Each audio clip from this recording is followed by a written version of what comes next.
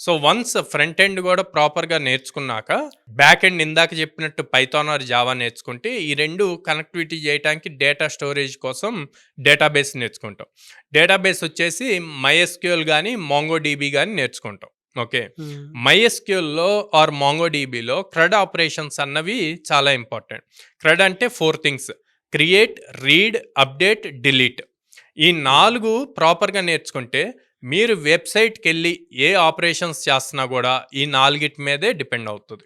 అసలు మొత్తం ఇంకా ఎంటైర్ వెబ్‌సైట్ ఏ వెబ్‌సైట్ అయినా తీసుకోండి. హ్మ్. ఆన్‌లైన్‌లో ఉన్న ఏ వెబ్‌సైట్ తీసుకున్నా ఈ 4 ఆపరేషన్స్ మీదే డిపెండ్ అవుద్ది. Okay. CRUD operations create, read, update, delete.